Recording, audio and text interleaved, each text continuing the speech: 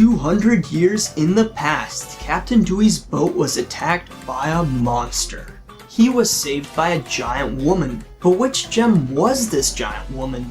In Mayor Dewey's version of the story, William Dewey was able to grow 50 feet tall, a height that potentially reflects the size of the gem who saved the day in the historically accurate version. Alexandrite, a fusion of 3 of the crystal gems, let's count Garnet as 1 gem to simplify things, seems to be over 25 feet tall, and thus the gem portrayed in historical fiction is likely to be a fusion of 4 gems as it is even bigger.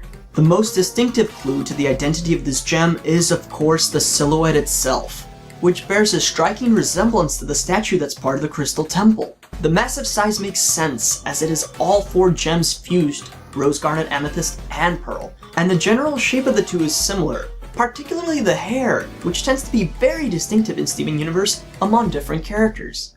While the outline of the face can be interpreted in the manner displayed, if we are to assume the head is tilted at a slightly downward angle, the following interpretation would also make sense. This latter interpretation matches the shape of the mask adorned on the statue's head. The big problem with this hypothesis, however, is the number of arms. The statue of the Crystal Temple has 8 arms, whereas the silhouette has just 4. One could attribute this incongruity to Jamie's shadow puppets being constructed by his hands, and he only has 10 fingers to work with. However, Steven's line makes a very detailed remark to the gem performing the quadruple nuggie. The quadruple nuggie, not the octuple nuggie. This makes me think the depiction of the gem with 4 arms is very deliberate and intended by the creators, rather than a mere limitation of Jamie's fingers. The next hypothesis falls on this being a fusion between Rose and Garnet, as the other 2 fusions with Garnet we've seen have resulted in very giant woman, much more giant than the fusions we have seen without Garnet. However, the evidence for this hypothesis is largely that we are running out of alternative explanations, and that's not very satisfying.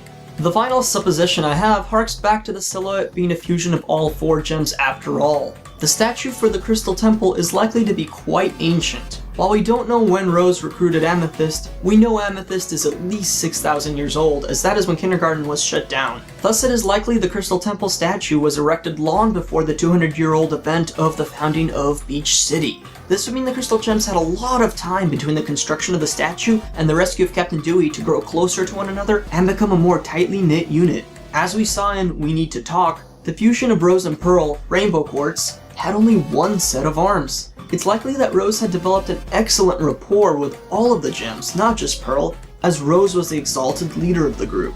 Thus fusions including Rose deviated less from the humanoid form. More synergy between the gems might have led to a difference in the appearance of their combined fusion, a slightly more humanoid appearance with 4 limbs rather than 8. Let me know your thoughts on who saved Captain Dewey some 200 years ago. I'm particularly interested if you have any alternate explanations that I haven't considered. Thanks for watching.